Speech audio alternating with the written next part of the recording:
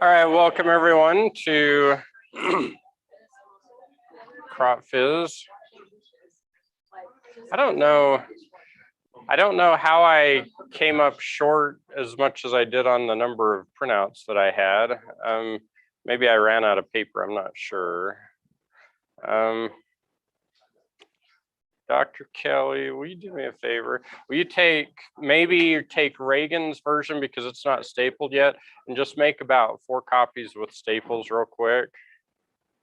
Thanks. Well, yes. Most of them are stapled. Reagan, or sorry, not Reagan, sorry. Sorry. Savannah. I'm just gonna start going through. Okay, Riley. Sorry, Riley.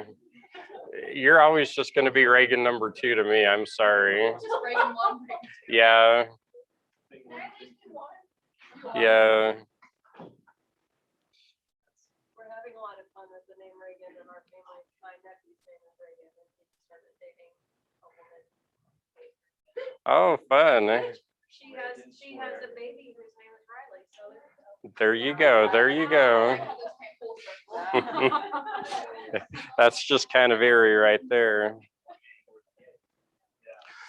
All righty. While we wait for the printouts, and thanks to Dr. Kelly for doing the printouts. I don't know how I didn't print out enough, but I didn't. I thought it might be interesting to talk about today, and I know all of you are somewhat familiar with the Green Revolution and the idea that, about 60 or 70 years ago, we went from, one yield level around the world to suddenly having a dramatic upward slope. And, mathematically, our entire society has changed because we learned how to grow crops more productively. And so a lot of times when we talk about the Green Revolution, we go back to about the 1940s and talk about it in terms of that. But to my mind, there are actually 2 major revolutions that occurred that were all part of the same revolution in agriculture. And the first one was actually the development of the Haber-Bosch process, which allowed us to make synthetic nitrogen. And that was useful because to that point, nitrogen and phosphorus and potassium were major limiting nutrients. And we knew that nitrogen was important, but trying to get your hands on nitrogen, there were actually wars going on, or wars that were developing over the ability to get your hands on this dwindling nitrogen resource. And so with the Haber-Bosch process, and if you're interested in a cool read about it, there's an author named Thomas Hager, I think it's Hager, who wrote a book called The Alchemy of Air, and he walks through both the prelude to the development of the Haber-Bosch process, and then he walks through the development, and then he walks through the aftermath of it. And it's a pretty complex and interesting political and social discussion in addition to the actual innovation discussion, because there were 2 things that you could do if you develop nitrogen. Number 1, you could fertilize a lot more efficiently, and number 2, you could make gunpowder. So it led heavily into in particular World War II, that suddenly we had the ability to make a lot bigger and meaner weapons than we had before, because we could make almost an unlimited supply of explosives. And both of the developers of the Haber-Bosch process kind of got rolled into the middle of World War II as well. So there was one limitation, though, with the advent of cheap nitrogen, or relatively cheap nitrogen. Thank you, Dr. Kelly. I really appreciate you doing that. there was one limitation, and that was this. If you put additional nitrogen on most of your crops like rice or wheat or barley, the first thing they're going to do is they're just going to grow taller. And then when the wind blows, they're going to tip over, and your yields, even though you're producing a lot more plant, your yields are not actually increased much, if any, and sometimes they're actually decreased as a result. And so we had this major innovation that we could only partially take advantage of because, the plants were not adapted to a high nitrogen environment. And a big part of the green revolution, and you see this with wheat, you see this with rice, and you see it in different ways with corn and with other crops, was the adaptation of our plant growth structures to where, now they play by the rules that we want them to play by within the context of not being in a nitrogen limited environment. So I thought it would be interesting to, we're going to be talking about cultivar improvement today. I'll give you a choice. We can either talk about cultivar improvement for about 30 minutes and then try some math for about 20 minutes, or we can try some math for about 20 minutes and then talk about cultivars for about 30 minutes. Who wants to do math first? Okay, sorry, what's that? Oh, can we do math the whole time? I would love to do math the whole time, but I feel an obligation to also, just talk, because when you get to be my age, you have to get a certain number of words out every day. It's when you're in your 40s, you can pretty much just chop the 4 off and your personality is about the same as you would expect it to be without the 4 in front. So I'm 45, so I pretty much act like a 5-year-old. But let's try the math first for a few minutes, and then we'll jump into cultivar improvement here. So everyone should have a copy of the yield equation handout. The very first question I did with a key on it so that you can kind of walk through the problem yourself and kind of plug in the numbers. Essentially, there are a few of these things that you're going to see popping up over and over. I think in most cases I'm using a 50% harvest index unless I say otherwise. Generally speaking, a 50% harvest index, and what's a harvest index real quick? Yeah, perfect. Yes, the fraction of the plants that becomes marketable yield. Usually 50% is a target to shoot for. Once you get above about that 50% plateau, in many cases you actually sacrifice other things in the pursuit of harvest index. So this is a good solid number, but sometimes it'll be 35 or 40 or 45. This is just the daily amount of radiation that's coming in. You'd measure this with a weather station or whatever. This is, would you say this is a really good, average, or really bad photosynthetic efficiency? Actually, let's see. Yeah, in terms of energy efficiency, is 17.7% really good for photosynthesis for a plant, or average, or poor? Average. In this case, this is like the maximum we could expect to get if we're in a perfect controlled environment and we're producing something like lettuce that is pretty much just all photosynthetic tissue. So in this particular case, we're going after a maximum productivity in this case. As soon as you start putting on stems and other parts of the plant, that's going to drop down. So same with the respiration efficiency. This is like absolute peak efficiency from a plant standpoint. So this would be corn if we're growing it in one of my Leah's cool growth chambers, and we're spoon feeding it light and we're keeping it happy, and we're playing Willie Nelson for it at 9 and 5. Something, yes. Yeah. Yeah, well, you have to think of the photons in quantum packets, and those packets can then be put in a spoon, and you throw the light at the plants with the spoon at the speed of light. So yeah. All right, so I'm gonna skip that one for right now, and we're gonna jump to a high efficiency but not superstar, like not superhuman or super plant efficiency. Let's try this next one real quick and just see what you get. And the reason I have this table down here is you can just plug in the numbers in the spot that they go in the table. I guess I probably should have like arranged it like that so you could actually fit numbers in there. But does everyone feel pretty comfortable with cancellation multiplication? Okay. Essentially, everything on the top should be canceled out by everything on the bottom, and whatever is not canceled out should be your final unit. And if it's not, we need to keep adding units until we get to a final unit. So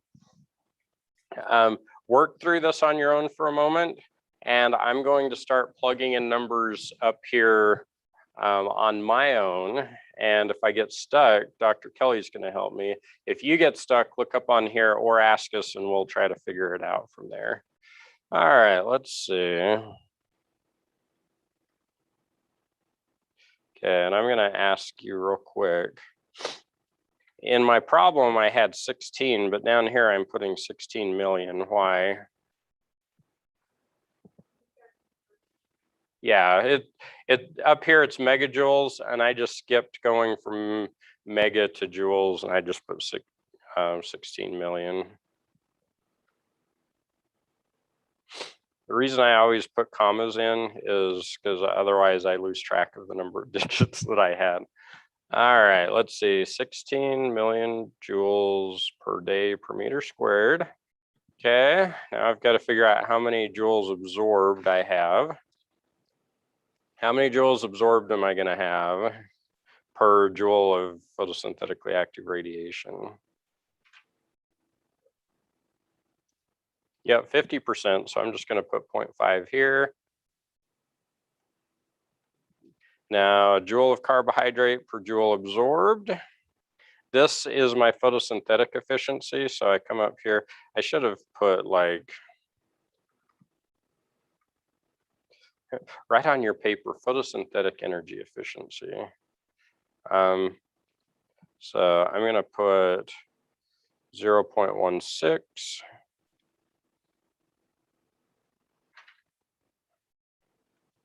And for this one, per joule absorbed. So now my joules absorbed are canceling. Okay, this is going to be respiration efficiency right here. So I'm just going to say 0.45 per 1 joule. So to this point, I've got my, I'll show it with my mouse. I've got my amount of light right here. I've got 50% absorption right here. I've got my photosynthetic efficiency. I've got my respiration efficiency. For purposes of this example, we're just assuming that everything is turned into carbohydrates. Obviously, it's not, and we'll talk about the conversion to other types of tissues. But if you've got to go to proteins, you're going to be about 50% efficient of converting carbohydrates to proteins on a mass basis, and you're about 40% efficient doing carbohydrates to oils on a mass basis. But purposes of this is a corn crop, which is going to be mostly carbohydrates anyway. How many days do we have? 140. And then what's our harvest index, which is grams of yield per gram of carbohydrate? Okay, so 0.5. I'll just put a 1 down here. All right, so I'm going to check real quick and see what cancels real quick. Oh, I don't remember if there's a shortcut for strike through, but I'm going to show you a really cool trick for you to know when you're using Microsoft Word. And that is this. So I'm going to strike this through. Now, I need to strike through a bunch of other stuff, and I hate to have to keep coming up and clicking this every time because that takes a lot of time. So instead, what I'm going to do is just that. And now I'm going to cancel out joules absorbed. So why is it, if I don't know how to just strike things through, how is it that I'm able to strike things through using a shortcut key down here? What's that? Yeah, you can create shortcuts, but no, I did not create a shortcut in this case, but I used a different shortcut. And this to me was kind of mind-blowing. I'm a simple-minded person, but one day I was doing the undo redo thing, and I tried to redo something that I hadn't actually undone, and it did the same thing that I had just done. And I'm like, light bulb. What I realized was that if you do something like put a strike through something, and then you just hit Control Y, as long as you don't do anything else in between, it'll just keep doing the same thing over and over. F4, let me try F4 and see what happens. Yeah, does F4 also redo? Oh, interesting, okay.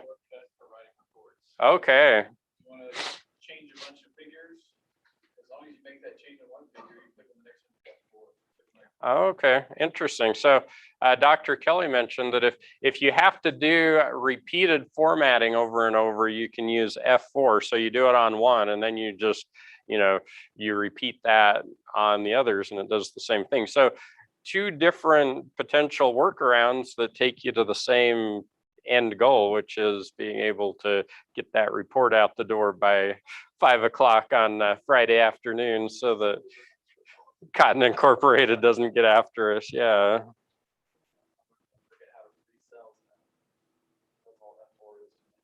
Yeah.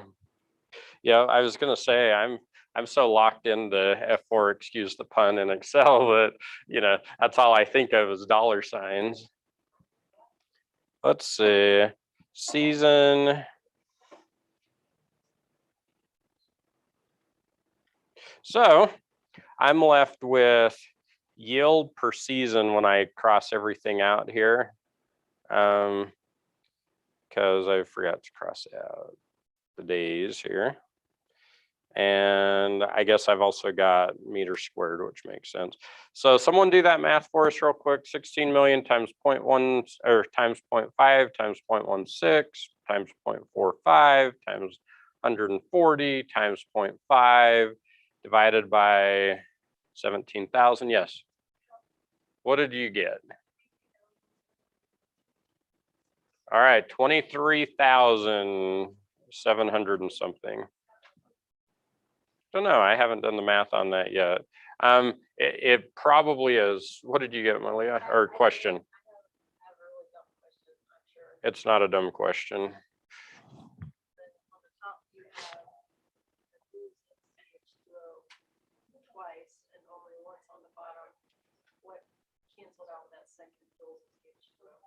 Oh, okay.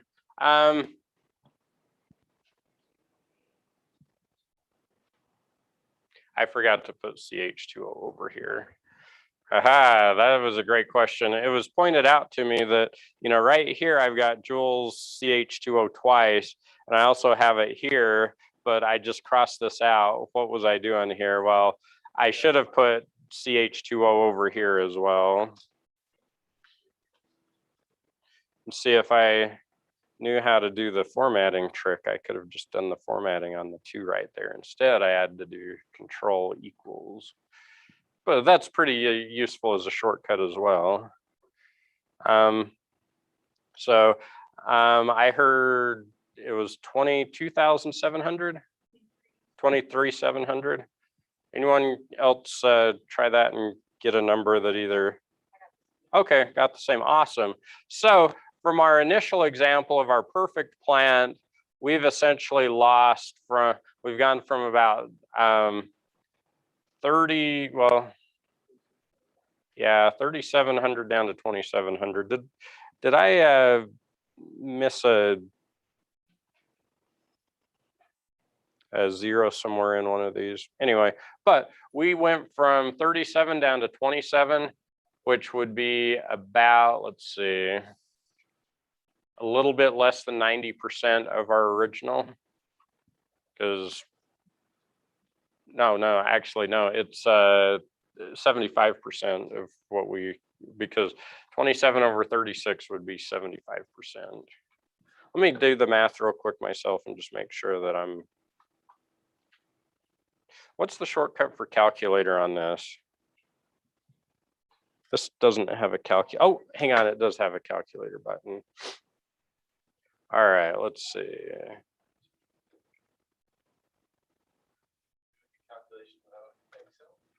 I know. I feel almost like I should just walk out now. I'm embarrassed to do this, but you know, I'm trying to be an old dog learning new tricks today. Times 0.5 divided by 1, 7, x 4. Oh.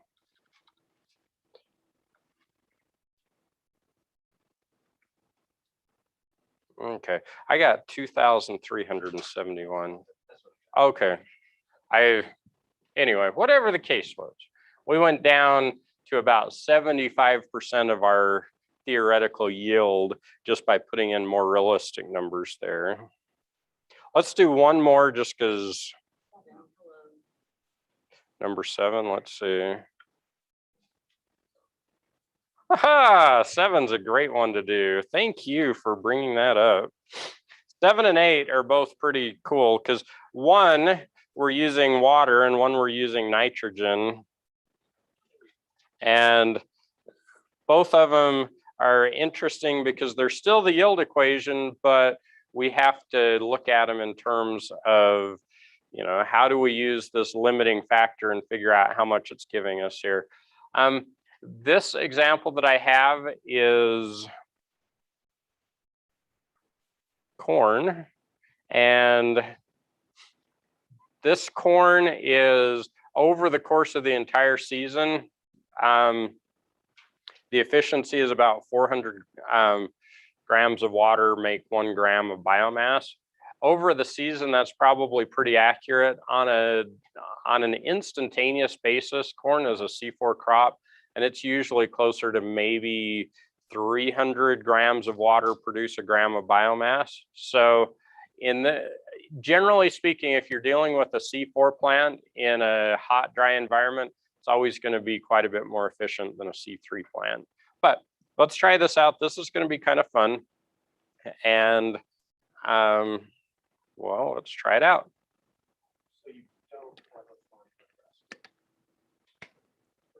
I may or I may not have a farm in Nebraska. I have farms in all of the 50 states. All right. Yeah. I have to have a place to hide when everyone gets their grades on exam too. And I'm not going to say that I'm going to Nebraska or I'm not going to Nebraska. So let's play around with this. We have 65 centimeters of water. And we need to figure this out on a per meter squared basis. So let's figure out what volume of water we need for our crop, and then we'll figure out what the yield is of our crop. And is it possible to convert volume of water to mass of water? Many of you say yes. I agree. So we'll convert to volume. If we get the volume in meters cubed, we'll just multiply that by 1,000. That'll give us our mass of water in kilograms, and then we're essentially off to the races here. So how many meters is 65 centimeters? 0.65 meters. And then we've got 1 meter squared. We've got to convert that to meter squared. What's 1 meter squared converted to meter squared? Yeah, thank you. Took everyone else long enough. I'm just kidding. All right, so we multiply our depth by our area. I'm going to do this in my head. I'm going to say, let's see, 0.65 times 1, I'm going to say is 0.65 meters cubed. So I know that I'm using about 0.65 cubic meters of water for my square meter of crop that I'm growing here. So imagine for a moment that we could look into the crop.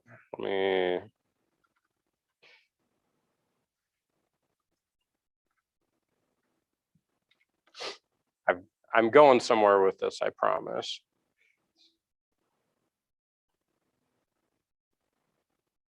I've got to find where he's showing the.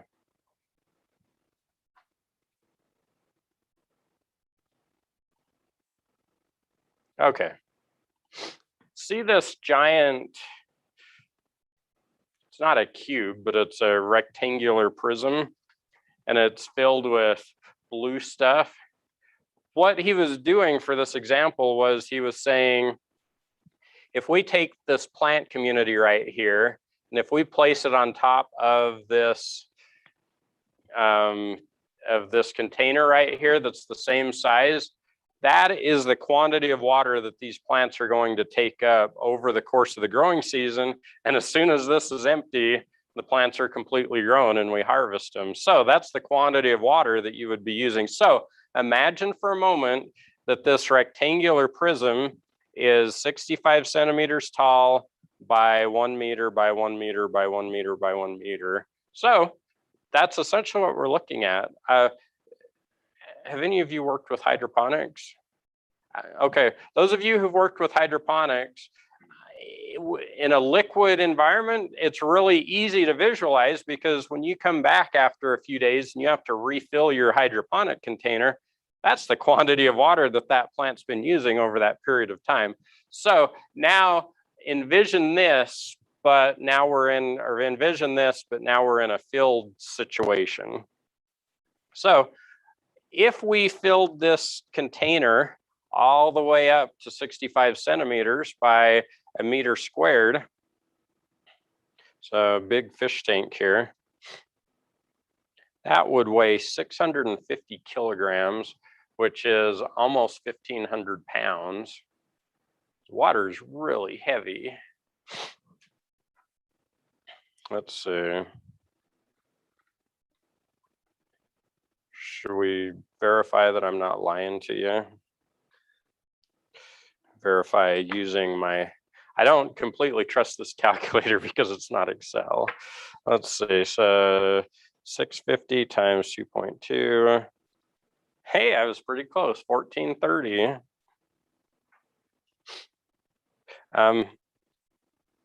My kids aren't nearly as impressed with my math skills as you pretend to be, so thank you. Yeah, I'd say it's about 179 gallons, because a gallon's what, about 8.2 pounds of water?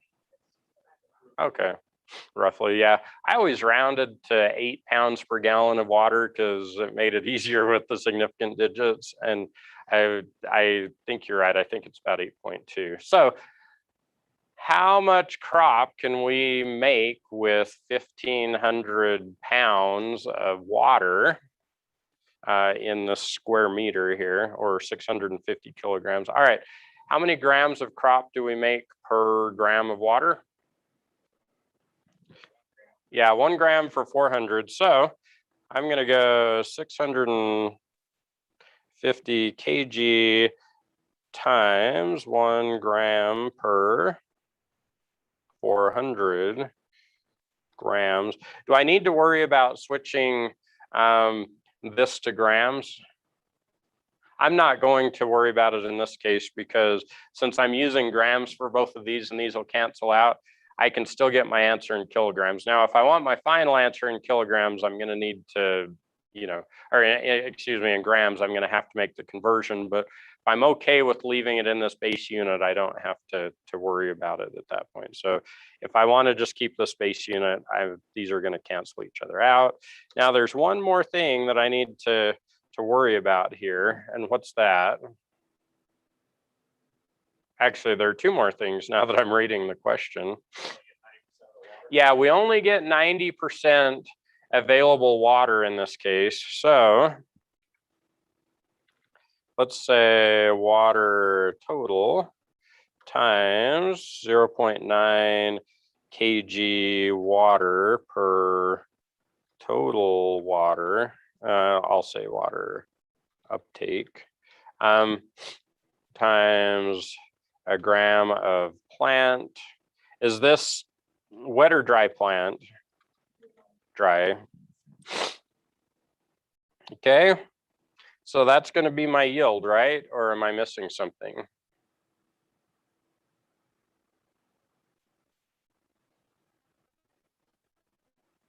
I'm missing one thing.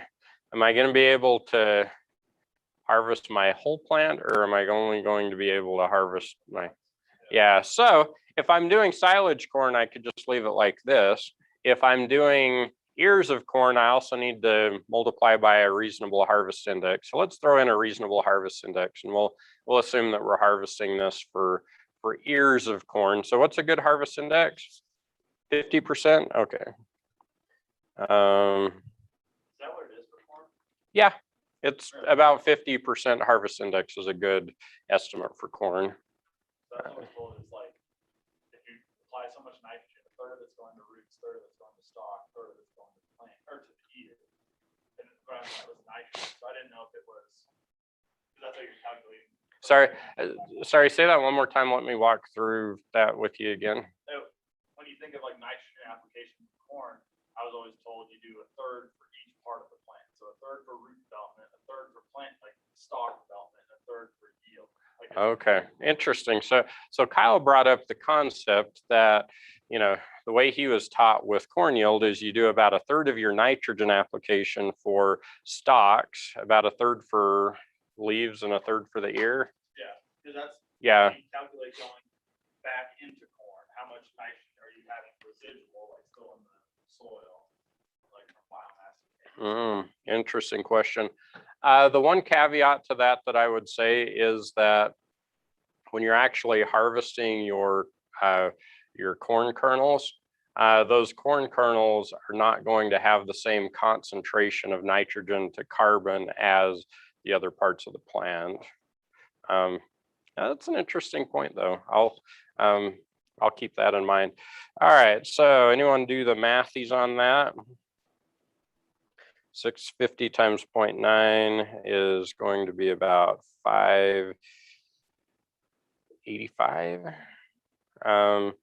Divided by 400 is going to be what, about 1.25 times. Okay. Yeah. Oh, thanks. I got lucky that time. Times 0.5. So what did we get? Okay, so about 0.73 kilograms of yield per meter squared. So let's see, we multiply that by 10,000 to get the yield per hectare, and that's about 7,500 kilograms of yield per hectare. It's pretty good. That's a reasonably solid corn yield, considering we had 26 inches of water, and a real high yielding corn crop is going to be more like 35 to 40 inches. Let's see. Let's do a quick back of the envelope on that. Just if we're at 75, did we decide we were at about 7,500 kilograms per hectare ish? Yeah. How many pounds are in a bushel of corn? 56. So we were at about 134 bushels of corn, which, 26 inches of water, 134 bushels of corn. It's not bad. I mean, I would say that's probably about what we would expect in West Texas if we were putting on that much water to be able to get. So try the same thing with the nitrogen. Just be aware that with nitrogen, instead of having 400 grams of water going to 1 gram of biomass, now you've got 0.01 grams of nitrogen going to 1 gram of biomass. And try the same thing on that. You should get a relatively similar answer, but I will let you try that on your own. Can I ask a question? Yes. Yes, question on number 2. So after I calculated it out, you're looking at 378 bushels, which is very, very good. Yeah. But I do know that there are some that push 400. So in this equation, what has changed on cultivar development? What is changing on here that allows you to get even higher up? All right. The question was on this one, this is an excellent yield for corn.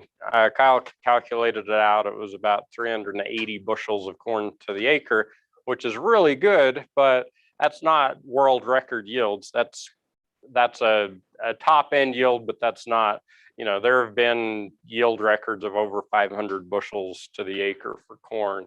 So what are we actually changing with cultivar improvement, or maybe hybrid improvement, in terms of getting there? With corn, and it's different for each of our crops, but with corn, generally speaking, the big areas where you can gain ground is radiation capture over the growing season. What we're going to see is late in the season, we're actually maintaining higher radiation capture levels than we did with historical hybrids and cultivars. And we also have improved efficiency, both with photosynthesis and respiration rate over that same period of time. So we're essentially packing on carbohydrates late in the season by maintaining a high growth rate when, in reality, you put the effectiveness together over this period of time and you're better than these numbers right here in the middle, these radiation capture, photosynthetic efficiency, and respiration efficiency.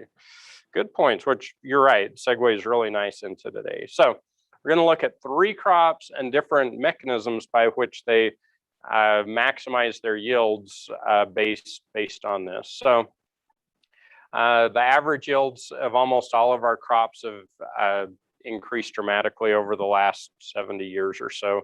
A lot of it's been due to management and other technologies. We're able to do more with our crops now than we were 70 or 100 years ago. But a significant part of it is through the efforts of crop breeders as well.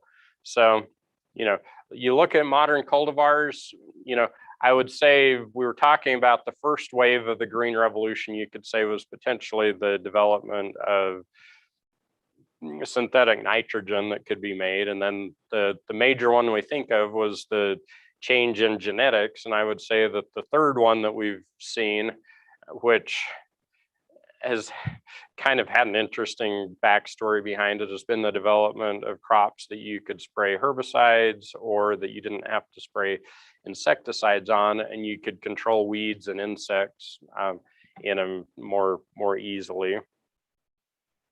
But interestingly enough, a lot of the major changes that we've had in terms of the yield and the quality of our plants has not strictly been, we set out to try to change this aspect of the yield equation.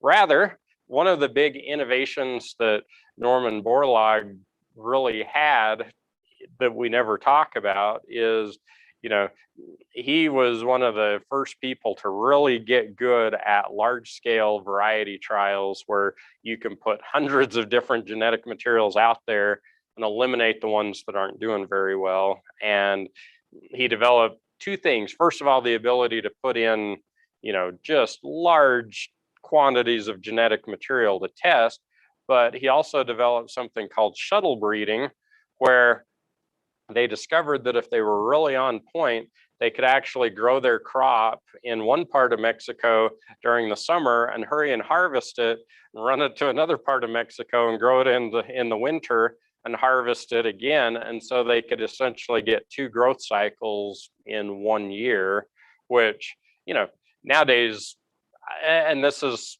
speaking as someone in cotton more so than than anything else. But all of the companies that we talk to, and even a lot of the researchers here at Texas Tech, you hear about winter nurseries where you actually send material to one of the countries in the Caribbean. They grow it over the winter, and the goal is to actually get 2 growth cycles in within a 12-month period, as opposed to 1 growth cycle. So you're essentially doubling the rate at which you can test things.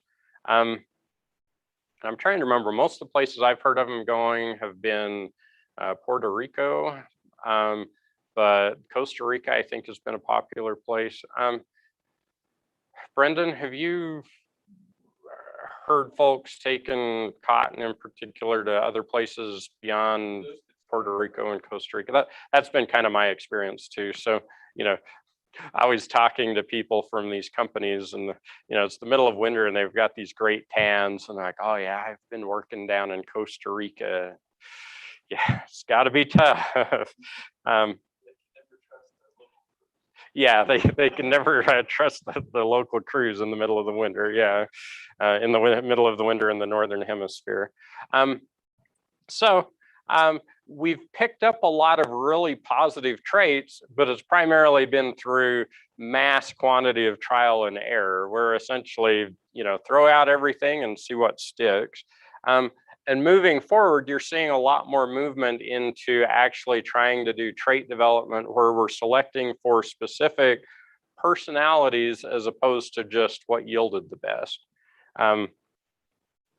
And I keep saying this because, theoretically, that's why I should still be able to have a job moving into the future, is that, now we really need to keep physiologists and not let them, die off on the side, or, put them in administration where they can't do any damage.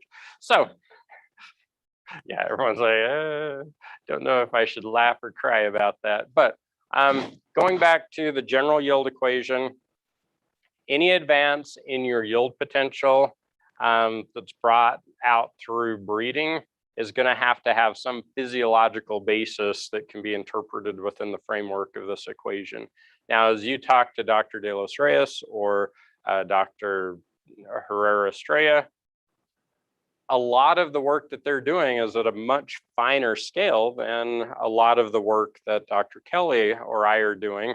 And they're focusing potentially on meristematic tissue, or they're focusing on proteins and enzymes and their interactions with, within very small scale situations. But each of these, even though they're dealing at a different scale and a time scale than we are, they still come back to aspects that, can fit into this equation. It's just that, like I was mentioned, like radiation use efficiency, you could have a whole book written just on, or several books written on radiation use efficiency, depending on the scale that you want to go at in it.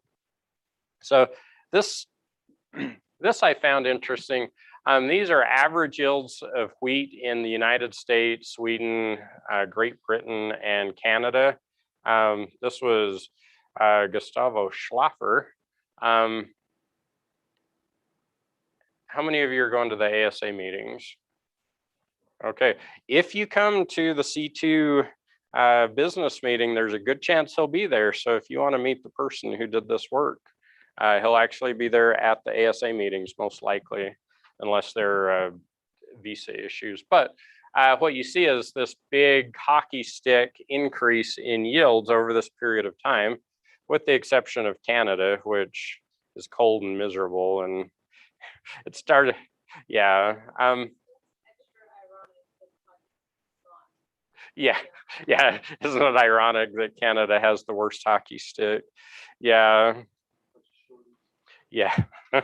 Anyway, and so a question that came up because Dr. Kelly and I were briefly discussing by email some of the concepts of, yield over time is, well, how much of this is genetic and how much of it is everything else that goes in? And so in order to test that, what they did was they pulled germplasm over several years and planted it side by side and tested to see, well, in the same environment, how do these different genetic materials do? And what they found is this pattern here, where you've got this almost perfect linear increase, and sometimes even potentially exponential increase with time of yield versus, when that cultivar was being grown here. So there is a big genetic component. It's not all genetic, but there's a big part of it. So with wheat, nearly all of this comes down to harvest index. Your total dry matter accumulation is actually a little bit less now for wheat cultivars than it would have been in 1930. But your overall yield is dramatically more because you're producing almost as much total biomass with a lot shorter plants.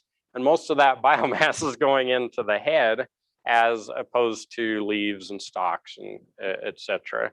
So it is a bit concerning because, as I mentioned, 50% is kind of our practical target for a high yielding crop. When you hit more than 50%, you start to give up radiation capture, et cetera. But here's the relationship between harvest index and yield in several wheat cultivars. And what you see is that nice positive linear relationship between the two. You don't see a major difference in terms of water allocation. This is some work that was done in Australia. They do find that you get a little bit more water allocation to grain filling relative to the vegetative production, which would also tie into the concept of more harvest index as well. Okay, I'm not going to be able to get through rice today, probably. Oh, just real quick, the interesting thing with corn is it's not a harvest index question at all.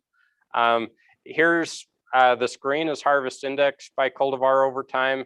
The white is yield over time. And what you see is this is pretty much a flat line right at about 50%. And this has a pretty strong upward increase over this period of time. And so what they found is two major things. First of all, your leaf area is maintained over a longer period of time. So you're capturing more radiation over that period of time. And you also have what's called the stay green characteristic, which maintains your absorptance at a higher level over a longer period of time as well. So it's more efficient in both capturing and utilizing radiation within the plant. Am I supposed to say utilizing or using in that case? All I know is most of the time that you say utilize, you're supposed to say use. So I probably misused that or misutilized that. But keep in mind, remind me, real quick, last thing. Friday, we're going to have an instrument class. Monday, we're also going to have an instrument class, correct? And then next week, Wednesday and Friday, I will be lecturing. And then we've got an exam coming up that I hand out the following week, correct? Or am I off by a week here? Yeah, I think the exam's the following week and it'll be a take home and then half of us are going to the ASA meetings. All right, have a great afternoon. Do not let me forget next Wednesday to finish talking about corn and to talk about rice because rice is super interesting on this as well. The stay green thing is competition.